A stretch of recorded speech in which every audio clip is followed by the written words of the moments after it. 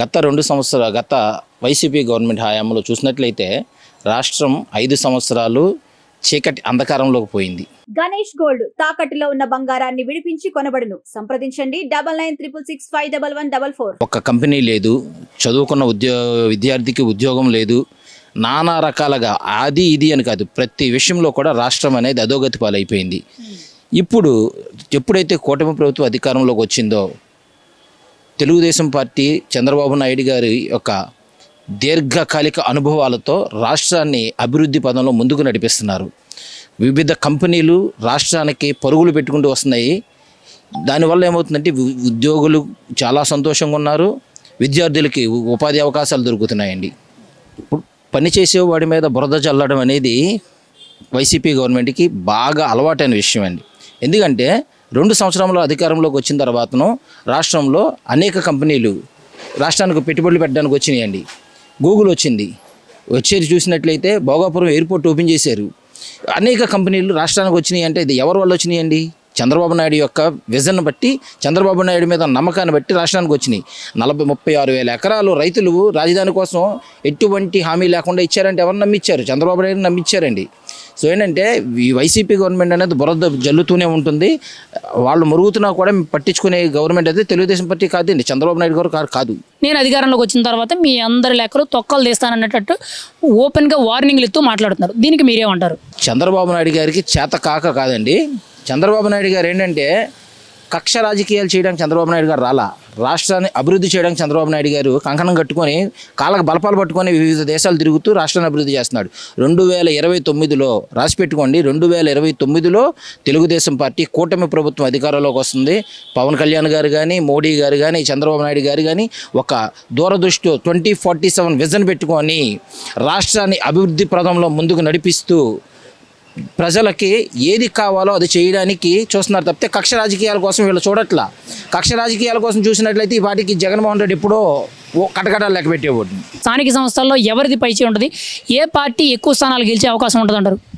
100కి 100 పాళ్ళు కూటమి ప్రభుత్వం అధికారంలోకి రాబోతుంది. స్థానిక సంస్థల ఎన్నికల్లో రాసి పెట్టుకోండి, స్థానిక సంస్థల ఎన్నికల్లో విజయదుమ్మి మోగించబోతుంది కూటమి ప్రభుత్వం. ఎందుకంటే ప్రజలకు ఏది కావాలో ప్రతిదీ కూడా చంద్రబాబు నాయుడు గారు కూటమి ప్రభుత్వం చేస్తుంది. తల్లికి వందనం కింద 15,000 ఒకరికి కాదండి ఇస్తుంది. ఇంట్లో ముగ్గురికి నలుగురికి తల్లికి వందనం డబ్బులు చంద్రబాబు నాయుడు గారు వేశారు. లోకేష్ బాబు గారు చూస్తున్నారు, ప్రతిదీ కూడా అబ్జర్వ్ చేస్తున్నారు, ఎవరికి రాలేదు ఏంటి అన్నది కూడా. సో ఏంటంటే పెన్షన్లో చూసుకున్నట్లయితే దివ్యాంగులకు 6,000 రూపాయల పెన్షను, వృద్ధులకు 4,000 రూపాయల పెన్షను, వివిధ రోగాలతో బాధపడుతున్న వాళ్ళకి 10,000 15,000 పెన్షన్లు ఇస్తున్నారు. తల్లికి వందనం ఒక్కటి చూసుకుంటే చాలండి. ఇంట్లో ఎంతమంది ఉంటే అంతమందికి ఇస్తానని మాట ఇచ్చి నిలబెట్టుకున్నాడు జగన్మోహన్ రెడ్డి లాగా. మాట ఇచ్చి మడవం తిప్పలా. ఇంట్లో ఎంతమంది ఉంటే అంతమందికి ఇస్తానని ఒకరికి మాత్రమే ఇచ్చాడు జగన్మోహన్ రెడ్డి. కానీ తెలుగుదేశం ప్రభుత్వం అందరికీ ఇవ్వడం జరుగుతుంది పథకాలు. జగన్ ముఖ్యమంత్రి అయితేనే బాగుంటుంది, చంద్రబాబు అయితే మనం నష్టపోతున్నాం అనేటట్టు అభిప్రాయపడుతున్నారంట. దీని మీద మీ కామెంట్స్ ఏంటి అసలు? అది అంతా కూడా వాళ్ళ పేటీఎం బ్యాచ్ ఎవరైతే ఉన్నారో వాళ్ళు డప్పు కొట్టుకుంటూ వాళ్ళు మాట్లాడుకోవడం తప్పితే ప్రజలు విజ్ఞత కలిగిన వాళ్ళండి. ఎవడు డబ్బా కొట్టుకుంటే ఆ డబ్బాకి ప్రజలు నమ్మరు. తెలుగుదేశం పార్టీ ఏం చేస్తుంది, చంద్రబాబు నాయుడు ఏం చేస్తున్నాడు, మోడీ ఏం చేస్తున్నాడు, పవన్ కళ్యాణ్ గారు ఏం చేస్తున్నారని ప్రతిదీ అబ్జర్వ్ చేస్తున్నారు ప్రజలు. అబ్జర్వ్ చేసి ఎవడు ఎన్ని చెప్పుకున్నా రేపు ఎలక్షన్లో కూటమి ప్రభుత్వం విజయదుంబి మోగించడం ఖాయం. ప్రభుత్వం మీద ఎందుకు వ్యతిరేకత వస్తుందంటారు? ప్రజల్లో వ్యతిరేకత అన్నది ఎక్కడా లేదండి. ఇదంతా కూడా వైసీపీ బ్యాచ్ చేసుకుంటున్న ఇది తప్పితే ప్రజలు ఎక్కడా కూడా లేరు. ప్రజలు అనేది ఎవరూ లేరు. మళ్ళీ చెప్తున్నామండి, ఇది కేవలం వైసీపీ బ్యాచ్ ఎవరైతే ఉన్నారో వాళ్ళ సెల్ఫ్ డబ్బా కొట్టుకుంటూ జగన్మోహన్ రెడ్డిని సీఎం అని వాళ్ళు అరుచుకుంటూ డబ్బులు ఇచ్చి అర్పించుకుంటున్నారు అంతే.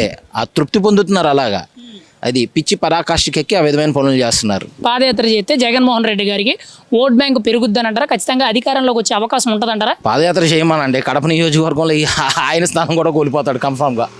అది ఎందుకంటారు? అంతే, అంత వ్యతిరేకత ఉంది జగన్మోహన్ రెడ్డిదే.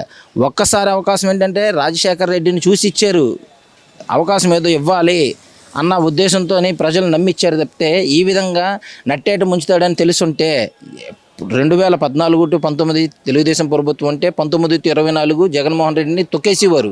కానీ ఒక్క అవకాశం అని వచ్చి మాయ మాటలు చెప్పి వచ్చాడు.